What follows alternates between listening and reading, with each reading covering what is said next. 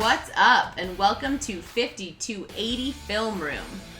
We're a Colorado sports podcast by fans for fans. Please subscribe, rate, and review, and also follow us on Facebook and Instagram.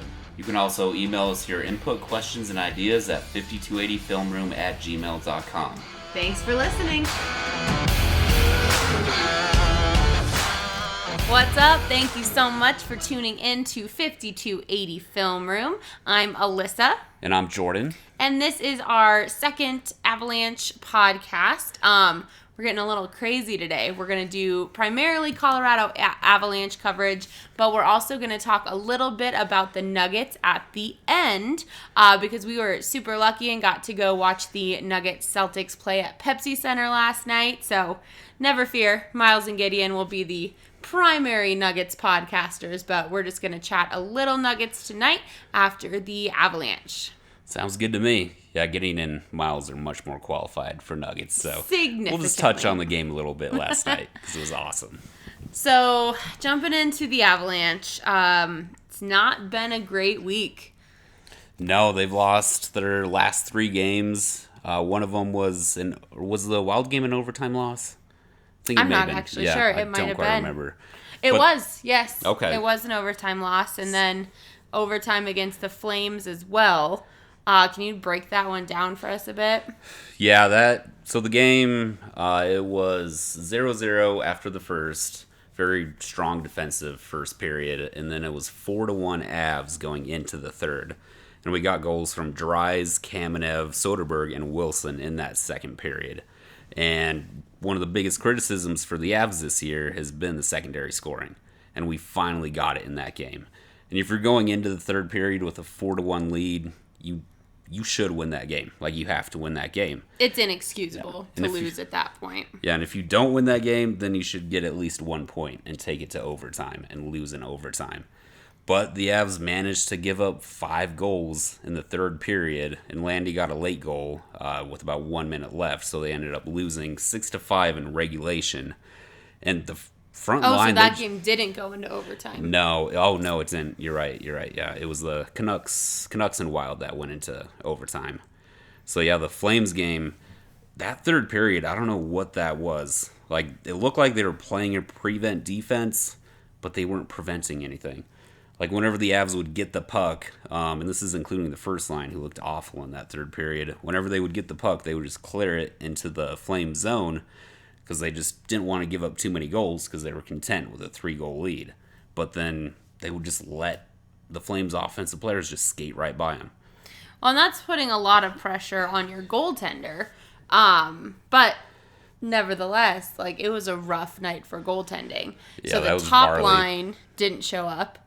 The second line managed to pull out some points, which is fantastic, and get on the board and get some goals. Yeah, the second and third line looked really good. But not enough to get the win. No, like, Varley just crumbled in the third period. Like, a lot of it should go on his shoulders, but the defense just wasn't there for him. And I feel like I've never been a fan of the whole prevent defense thing because there's a reason you're ahead. So if something is working, just stick to it. But if you're going to do it, then do it the right way. But the defense just wasn't there for Varley, and Varley, he was making, like, he just wasn't on his game in the third period. So would you put part of that on coaching? Yeah, I mean, for not staying aggressive. You can't get comfortable. No. You can't sit back, especially against, I mean, both the Flames and the Canucks are ranked similarly to the Avalanche in terms of points. They are. They're good teams. Yeah. And they're definitely not as talented as the Avs, though. So those are games that the Avs should win. And both of those games they could have won, especially the Flames game. I mean, the Avs have always struggled in Calgary for whatever reason. I mean, the first game against the Flames, the Avs were up, I think, by 2 goals in the third period, and the Flames managed to come back and win. So we just can't get past them for whatever reason. Oh, and they were, second in our division. And then after this week, these 2 losses to the Flames and the Canucks have dropped down to 5th. Yeah. It's a big drop. Yeah, after just the last 2 games, and everybody else has been playing a lot of games, so they've gained ground on us. But yeah, going from 2nd to 5th, that's not pretty. But the Avs are still 7-4-3, which is still really good. They got 17 points. It's just they're in a very, very good division. And I think it's just at this point about letting the slump be the slump. Like, there were a couple games, really should have won. Probably all 3 of those losses that have amounted in these past 3 games. Get over it, move on, and get some victories. Unfortunately, that's a lot easier said than done, because up next we face the Predators and then the Jets. I think a common denominator for our last 2 losses, which were ugly, was it was a high-scoring game. And I just don't think the Avs are built like that.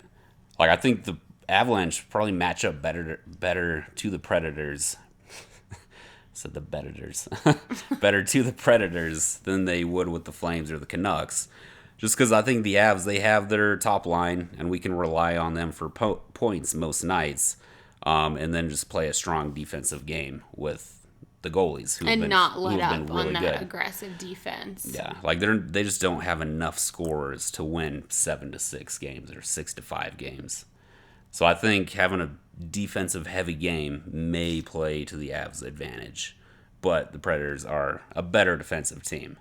So we'll see. Like, if it's a 3-2 game, I like the Avs' chances. So we play the Predators tomorrow at home, which I think that home ice advantage could be key. How do you see that game shaking out? What do the Avs need to do to walk away with a win? Well, the first line, I mean, we're just so dependent on them, and I think they're probably the best first line in the NHL, so we can rely on them. They got to put up a couple goals. I would say the first line needs to get off to a strong start, and they need to get 2 or 3 goals throughout the game. And then I'm sure Varley's starting. I actually haven't looked to see who's starting at goaltender. But Varley, he's really only had 1 bad game this season. So we can just consider that an anomaly, hopefully. And if he can continue his domination, he was possibly the best goaltender in hockey before that last game that he played. Because he had a .950 save percentage. Wow. So if he can get back on track, they're going to be hard to beat for sure. But the Preds' defense is really good.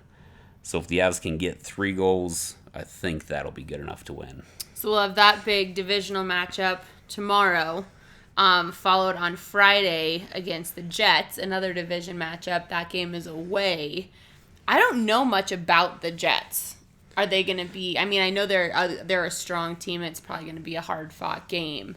But what's their style? Like, what should we look out for? They're another very strong defensive team. They got Patrick Lane, who's a great scorer, and their goalie Connor Hellebuck. He's had kind of a down year so far, but he's an outstanding goalie.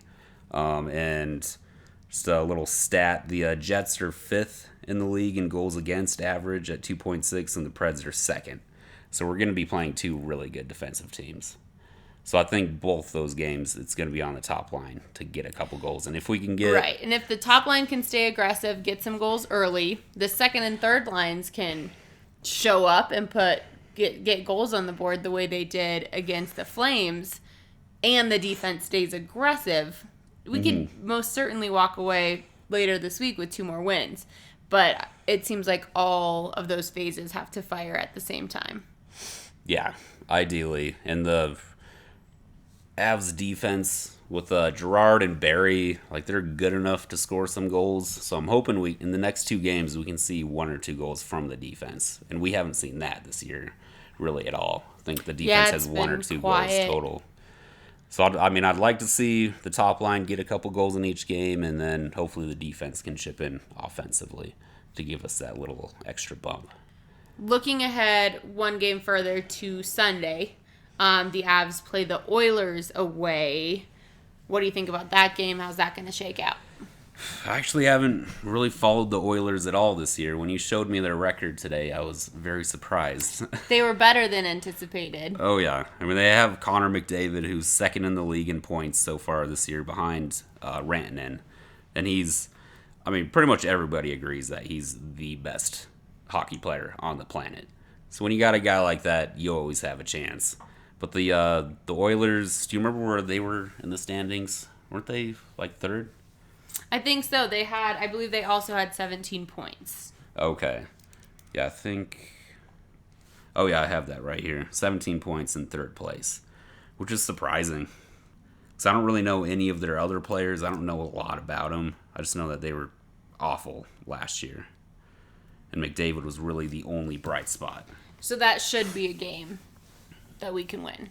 That we should win. Should be, yes. Yeah. Yeah. These next 2 games are going to be really tough.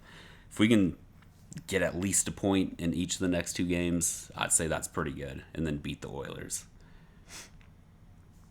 It's going to be tough matchups this week. It is. Yeah, the next exciting like, 7 games though. Like they really should tough. both be really exciting games. Avs fans, turn up on Wednesday. Get tickets. Go to the game. If you're an Avs fan and you've been to games in the last few years, you know how frustrating it is when there's so many fans at the Pepsi Center for the opposing team. Yeah. Show up, be loud, because I feel like we really are going to need that home ice advantage on Wednesday against the Predators because they are such a strong team. Oh, yeah. And their fans traveled really well, too. So there's going to be a lot of yellow.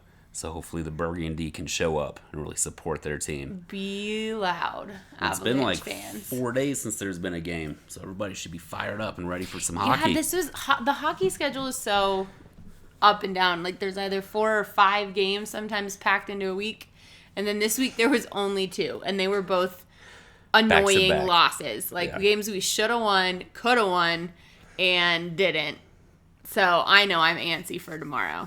Because, like, in hockey, like, do you benefit from having extended rest? Like, I don't think you really would. Like, I think it would be I feel hard like on the you mentally. momentum is helpful. I mean, obviously, hockey is such an incredibly physical game that from a just biological standpoint, like, allowing your body and your muscles and your joints rest is important to not completely falling apart.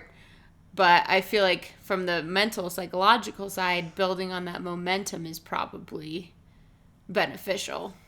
Yeah, I would think so. Because it's not a game where, like, you need extra time to game plan for the opponent. Right. You know? So, like, having 4 days off and then playing two games in 2 days, like, that seems like that'd be hard mentally and physically. True, especially when they're both games on the road. Yeah, that's true. And then we got another 4 days off, and then we play tomorrow. So it's like... And then, yes, that's then weird. we play tomorrow, 1 day off, and then they play away against the Jets, 1 day off, and then away against the Oilers. Okay. So now it's play, travel, play, travel, play, travel. Yeah, and that would be annoying, too. Having to travel I all the time. wonder Yeah. if you're a hockey player, shoot us an email. Yeah. Like, what's better? What do you prefer? I'd be fascinated to learn more about that from the player perspective. Right? Me too. Hopefully we'll see 3 wins for the Avs. They've looked good so far overall, but they can't it was improve. such a hot start and then just kind of a slump. And it happens. Yeah. It's a long season. I think I'm looking at it kind of the same way I look at baseball. Like, there's so many games. You're going to go on hot streaks, and then there's going to be lulls. Exactly. And that's just part of it. Like, you can't get too freaked out or paranoid as a fan and, burn it all down. We're falling apart. Sure. Like, you can't especially completely this early lose in the it. season. Right. There's a lot of hockey left to be played. I was listening to another podcast, the BSN podcast, and they were talking about how this, I think it was yesterday, marks 1 year since the Duchesne trade. And it got me researching more into just kind of re-examining everything that the Avalanche got from that trade.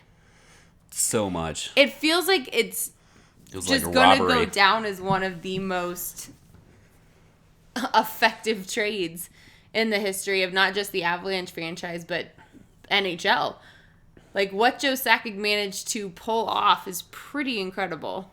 Yeah, Ottawa is a dumpster fire right now. So, depending where that first round pick ends up, because for those of you guys that don't know, we traded Duchesne, and Nashville was part of the 3-way trade. I don't know how all that worked out between Ottawa and Nashville. Who they got. But just a list of players that we got was Girard, who was a prospect when we got him, and he's turned out to be a starting defenseman for us, which if it was a Duchesne for Girard trade, like, that would have been a good trade. It still would have been fine. Yeah. And I feel like you said, when we got Girard, he was a prospect, and now he is a household name for Avalanche fans. Oh, yeah. Like, he's going to be an all-star for a long time. We got Kamenev, who I think is playing on the second line, or the third line right now. We got Shane Bowers, Andrew Hammond, which I'm sure you guys remember him from his phenomenal game against the Predators in the playoffs last year. 2019 first-round pick from Ottawa, 2018 second-round pick from Nashville, and 2019 third-round pick from Ottawa. So we still have 2 picks. 2 more picks. And the 2019 pick from Ottawa, like, if they finish like 30th or 31st, I would not be surprised. Like, that's where we're all expecting them to finish. So as fans, we are all just hoping Ottawa completely falls apart, has a horrible season. Yeah. Because we get that first round pick. And there's no contingencies around it. So originally it was either the 2018 or 2019 first round pick. But there was this contingency that if the pick fell within the top 10 of 2018, then it would default to 2019 with no contingencies. Exactly. So we could have the first pick of the first round. Well, and during the offseason, Ottawa traded Carlson, who was their best player and the best defenseman in the NHL. So it's like they made themselves worse. And now, as of today, they're shopping Duchesne, who's probably their best offensive player. So they're just going to get worse and worse this season. Now, their record, I don't have the record in front of me, but it's not bad. But their record is much better than they actually are. So everybody root against Ottawa, because if they end up... Which I'm sure everyone's doing anyway. Yeah, right? Well, since NHL has the lottery, like, even if they finish last, it could be, a third or fourth pick, which that's true. Is fine with me. It's so weird to me, though, the lottery system. Yeah, which for those of you who haven't heard yet, they're shopping Duchesne because him and like 4 of his other teammates were recorded in an Uber last night, which would have been the 5th. And they were just talking all sorts of smack about their coaches and their team. Ugh. Like, they were looking up stats, like their power play stats, and just reading them off and laughing because they're so bad. And they were mocking one of their coaches. Well, and didn't Duchesne say he, stopped paying attention in meetings weeks ago? Yeah, he's... Literally, okay, let's be honest. We have all talked some smack and some crap about coworkers, right? It happens. Yeah. But... if you are a professional athlete, you cannot be an idiot. You're in an Uber. You don't know this Uber driver. Exactly. And any logical, quick-thinking person is going to take advantage of that situation, is going to get at least an audio recording, if not a video, make a ton of money off of it. You can't just be talking about your coach, your bosses, essentially. Talking about your bosses and your coworkers and just throwing them all under the bus and talking crap. Yeah, and it just makes me wonder. It makes me feel nauseous. I know. It's so awkward. It was just I listened to it, and there I go saying like a lot again. I listened to it, and it was just funny because they were just bros just hanging out, just bullshitting, and it's right, which we have all done. No one can deny that. And it just makes me wonder, how much of that, actually goes on, with other teams, or is Ottawa just such a mess? I'm sure it's just like any other, it doesn't matter what job you're in. We all have those moments really, vented out about our coworkers. Yeah. It's part of being a person, but no one cares what you know what I mean? It's all about, how you say it, who you say it in front of. And not being completely, blatantly rude and, a mess it sounds like these guys were. Yeah, there's a line. Yeah, they were specifically, mocking a specific coach. Ugh. And that was hard to listen to because they just kept going on and on and on. Oh, my gosh. Yeah. I can't listen to it. I'd probably just be it'd be like watching, The Office. It's just uncomfortable. Makes me laugh, but like this isn't a scripted sitcom. This is real people. Yeah. Oh, yeah. So, needless to say, Duchesne's gotten himself in a little PR nightmare, and we got a whole bunch of players and picks for him. So I don't know how Joe Sakic pulled that off, but it's pretty he did. epic. Yeah. And clearly, we won. We won Oh, yeah. in that trade. Oh yeah. I mean, Nashville got some pretty good pieces too, but the Avs clearly got all the right pieces from both teams. And I do I wish Duchesne the best. I hope he lands somewhere Me too. where he can. Pay attention I don't at work. know. Pay attention. I shouldn't feel bad for him. I really shouldn't at all. If you're not doing your job, like you don't really get to complain about your team failing. Right. That falls on you too. Yeah. So, in a giant 180 from how the Avs have been doing, we jump to the Nuggets, who have won their last 3 games. They beat the Cavaliers 110-91, and then they beat the Jazz 103-88, and then last night they beat the Celtics 115-107. We got to go to this game because we went to a Halloween party at Jackson's All-American Bar and Grill in Greenwood Village, one of our absolute favorite places. And we went to their Halloween party, and they had a costume contest. And Jordan made a insanely elaborate Ant-Man costume in our garage that day. Yeah. It did turn out. It was pretty sweet. And he won this costume contest, and the prize was 2 tickets to the Nuggets game. And they weren't just tickets. They were club level. Center court. Like, these seats were insane. You got served at your seat. It was cool. Yeah, it was awesome. It was a lot of fun. I will fully admit I have not been to many Nuggets games. I think this is my 2nd or 3rd Nuggets game ever. Yeah. And it was an experience. Blast. It was so much fun. It kind of got off to a bit of a weird start. Yeah, the Nuggets were outscored 34-19 in the first quarter. And I was a little worried. I was worried too, but I was blown away by the Celtics' continuity. Like, the fluidity they played with as a team. I was like, oh my gosh, like, they don't even look at each other when they pass. Like, it was just, like, so symbiotic. And I was like, how are we going to adjust to combat that? And I was really impressed because by the second quarter, the coach had figured it out. It was like, this is what we have to do. Because they went out and adjusted. The Nuggets did. And the Celtics still played very, very well, but they weren't able to capitalize the way they could in that first quarter. No, like the Nuggets adjusted. I don't really know what the adjustments were. I mean, their defense definitely tightened up because the defense was getting rocked. And like in the they first knew period. what to look for, like looking for those guys hanging out at the 3-point line. There was always somebody just like completely uncovered. Well, and they just weren't missing in the first quarter. Yeah. Like, you'll usually see some misses, but they made, I was counting, and I think it was like their first, like, 8 shots that they made. And I was impressed that the Nuggets were, like, unfazed. They Yeah. were like, okay.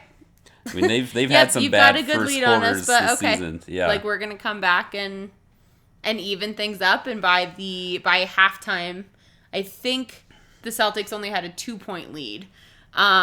And then the second half, the Nuggets just really came alive. And Jamal Murray was on fire. It was so much fun to watch him. Yeah, he lit it up. He The got entire 48 game. points. It was insane. And his previous career high was 38 points. So to get 48 points. like, he looked so fired up and so excited. Well, what's crazy He brought is so much energy. And it's... So being relatively new to going to watch Nuggets games live, there's so many opposing fans. Like, there were so many Celtics fans. And in our specific section, there were a crap load.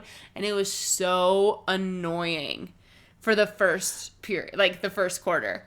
It was so annoying. And then the Nuggets started coming back and building that momentum. And it's funny because Nuggets, observation of the fans there, were really quiet until the Nuggets tied things up. yes. Like, they weren't going to cheer for things until the Nuggets were squarely, like, fighting for the lead. Well, the Nuggets, like, they haven't been relevant in a while, and they don't get, like, really any national attention right now. Until probably this game, hopefully. I don't know. So I think from a what lot I'm of hearing on, like, the fan pages is they're still getting, like, there's nothing. I No believe it. Nuggets coverage nationally, which, of course.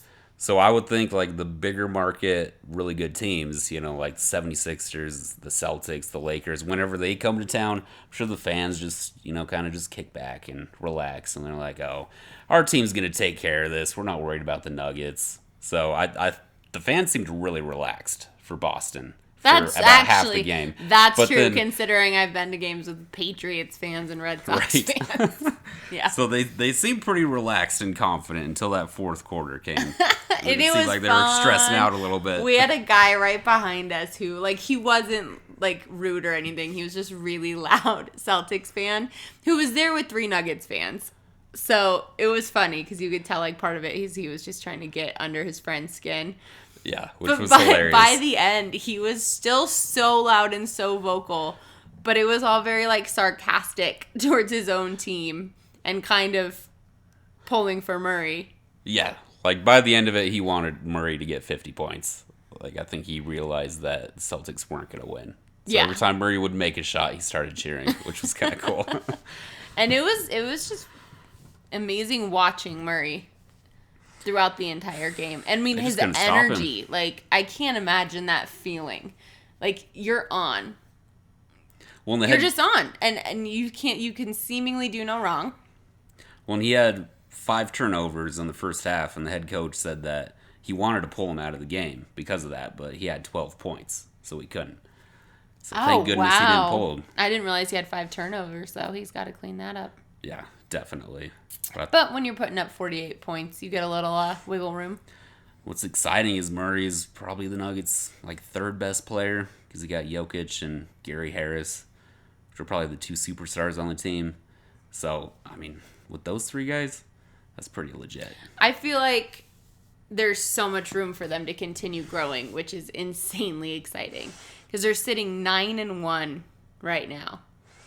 Which is amazing. Well, and that's without Michael Porter Jr., which hopefully we'll see him this year. Right.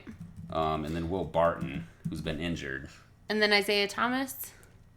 Yeah, he's injured. I'm not sure when he's supposed to be back. But he's supposed to be just kind of a bench player. Well, Maybe get 10 to 20 minutes a night, okay. depending.